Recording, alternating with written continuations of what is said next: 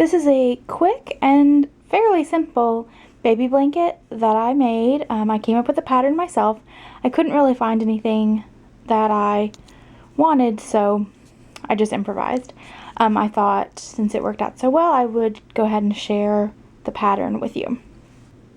Hopefully you can tell it was done with 2 strands of yarn worked together, and I added, just for a little interest, a stripe of purple to go along with 2 different shades of green, which those happen to be colors that happen to work together, and also that's what the recipient wanted.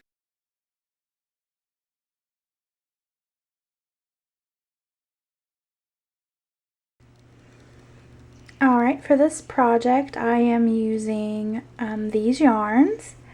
This is Vanna's Choice in Dusty Purple 146. It's worsted weight, and it's I believe 100% acrylic. And then these two are both, obviously you can read, Caron 1-pounders. Let's see, this is Pale Green 587, and this one is Soft Sage 580. Both 100% acrylic.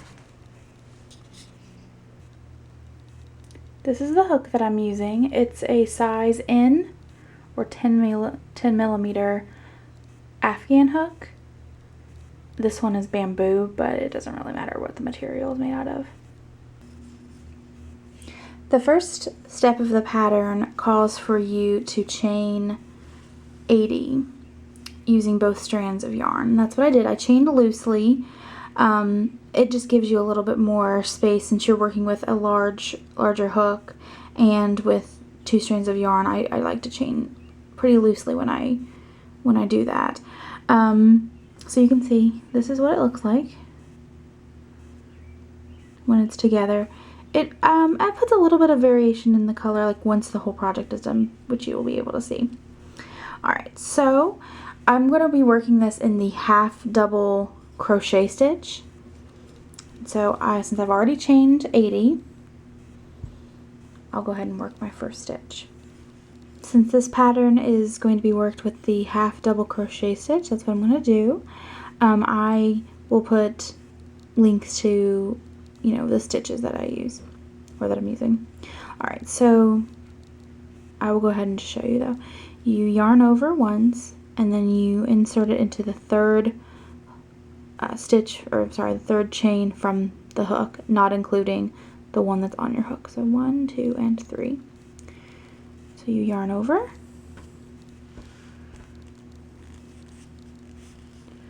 then you're going to yarn over again, pull through,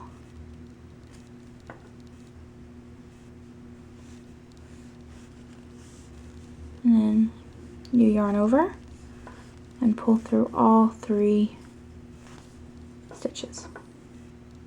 Okay, and I'm just going to show you just a few more stitches, and then what I'll do is just come back when I get to like the next stage. But anyway, so you yarn over, insert the hook, and this is why it's important to loosely chain, because it's pretty big. Alright, pull through, and make sure you grab both strands of yarn. That's another thing that you'll need to watch out for. So you grab that yarn, so you yarned over, and now we're going to pull through all 3 stitches. I'll just give you a couple little tips, other than, make sure that when you are grabbing the yarn, you do grab both strands. I don't know if you can see it twists. It's not so bad like when you're just starting out. You can easily just flip it around really quickly.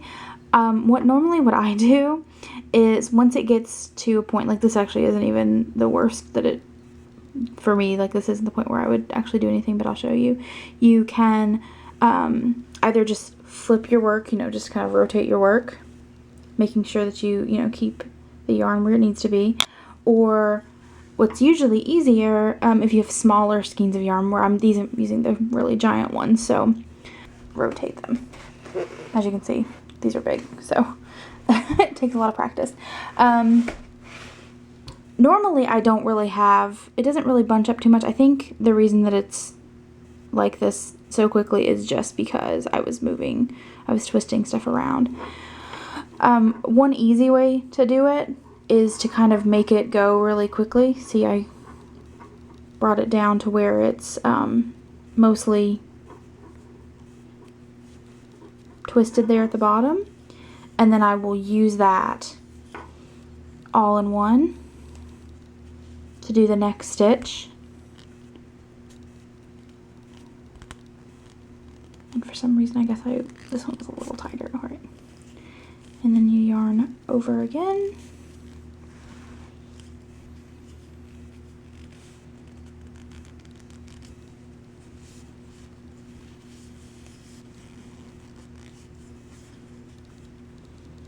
Okay, and so you can see what's the beginning there. Okay. And I am working into both sides of the V. So I've got top two on the, both the top V, or the V, excuse me, on the top of my hook, and on the bottom is just the loop that was on the bottom of the chain stitch.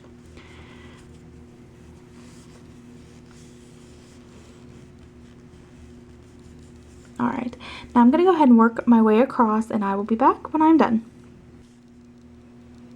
Alright, so I'm almost to the end, and I thought I would just come back and, give you an update. It does work out pretty easy, so I don't think that, anybody would really have a problem. I think this is a good project for, beginning crocheters, or, just anyone who wants to maybe do a more simplistic pattern.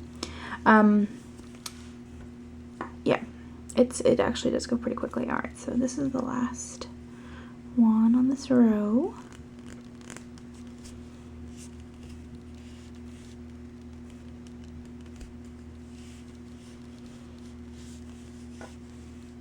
Alright, there you go. So let's see. See? Just keeps on going. Keeps on going. See? So, because you're using multiple strands, it works up, really quickly. Alright, since the half double crochet, you do a 2 turning chain, so 1 and 2. Okay, and then you turn your work, and then we'll have it go all the way over there. And see, I like the way that, let's see if it'll focus. So you can see a little better. I think it's because of the lighting. There you go. I just like the way it looks. Alright, so let's see, we've turned our work after chaining 2, and then you're going to work into the first stitch, which is right there where my thumb is.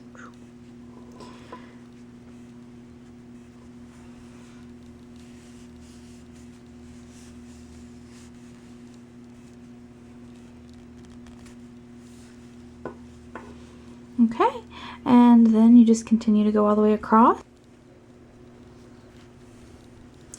When you get to the end of the row, you need to be careful to make sure that you don't end up adding an extra stitch, or, accidentally decreasing when you didn't mean to. Alright, so because of the way that I have, for this pattern, started your row, which I'll show you what I mean in a second.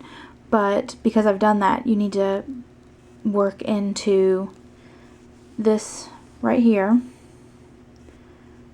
So there's a little, normally you would be able to see the gap like you would see there, but because I had already messed with it. Anyway, so right there, where you can see my finger through there. Okay, so you'll work through that last set of loops. Okay, now in a different with a different stitch or something like that, you would end up working one more, because this is the, see, this is the chain. This was your turning chain. This was the second. And other stitches like the triple crochet and things like that, you would work another stitch into this one, but because of how I started the row, which I'm showing you right now, it's not necessary. I just think it, for me, it just makes a better finished product. Alright, so you do your 2 turning chains, okay, and then you turn the work. So take a second because I've got a bunch of it left. Alright, now, since I don't work into the turning chain at the very end, I work into this gap right here. Basically, it just ends up to where that gap that you sometimes see at the very end where the turning chain is, it doesn't show up, and that's how I like it. So you work into that little hole, and there you go. And I'll just do a couple more so I can show you.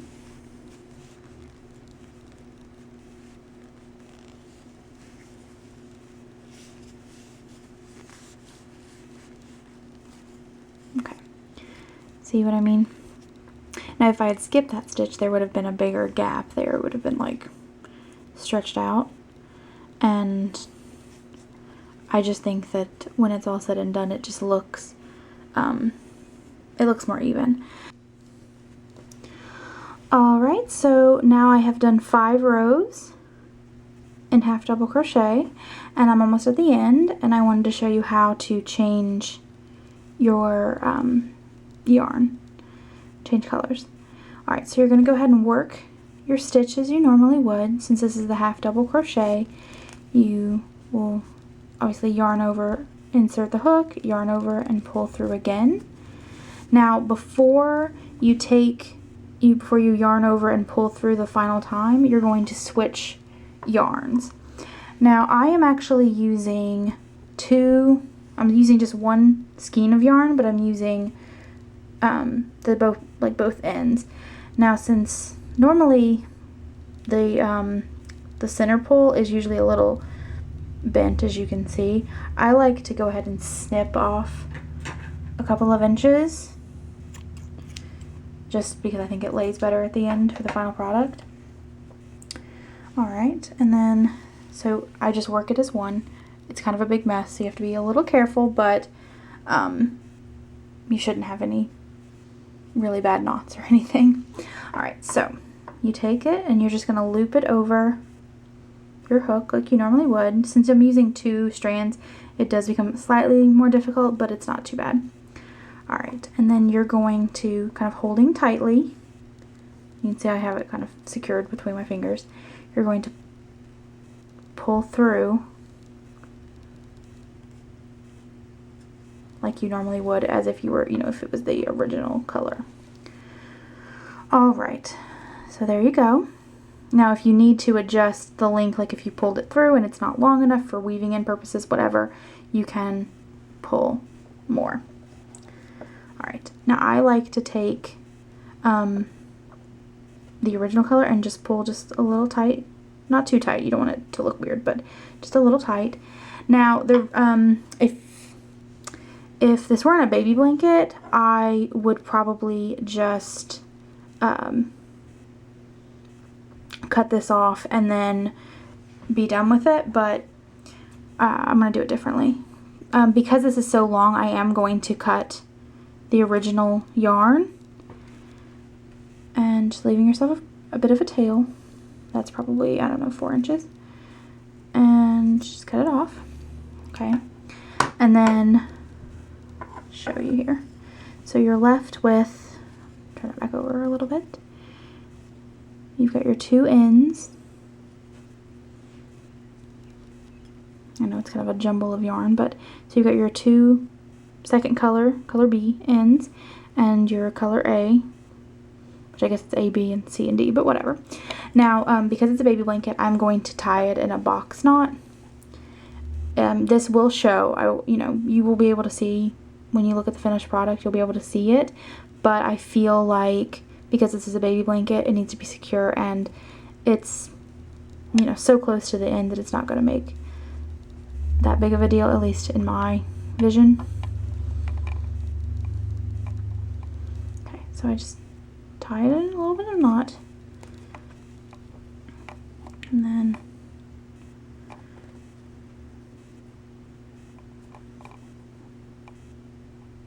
okay.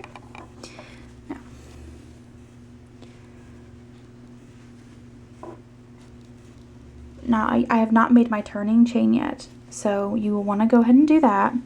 You can do that before you actually turn your work or after, it doesn't really matter. I'll go ahead and just do it before. See? And then I'm going to do this in half double crochet as well, so we're going to chain 2. Okay. Now I am going to try to weave these in as I go, so that way I don't have to do it at the end. You kind of just hold them in there.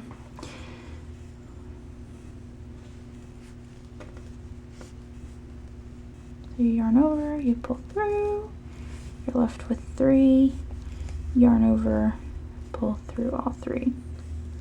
Okay, and then at that point you're probably going to want to pull those little ends just to make sure that they are secure. Because I'm using 2 strands of yarn at a time, so this obviously equals 4, it will be a little bit, you'll be able to see it, I guess, the differentiation a little bit, but it'll tend to blend in. Your eye isn't going to notice it, or at least most eyes won't. And so you just continue to work, being careful of the ends.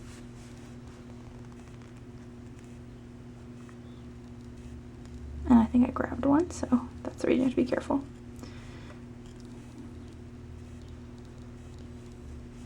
Okay. Yeah, when you pull it through, sometimes it'll snag on what's already there, but you just have to keep doing it.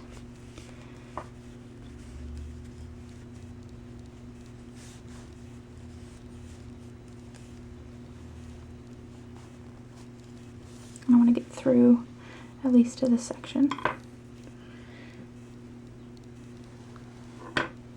Okay, sorry.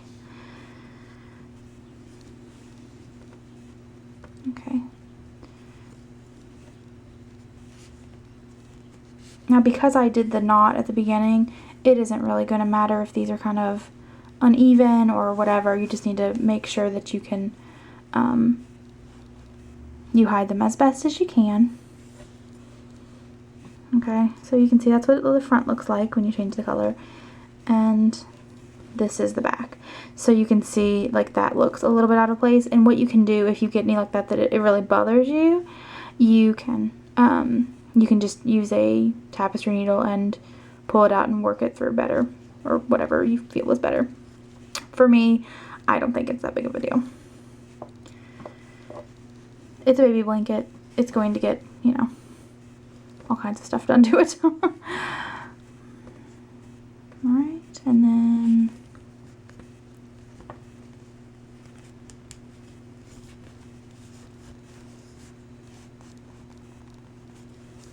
at this point where, you know, see, I've only got the 2 colors, so it shouldn't be too much or too noticeable at that point.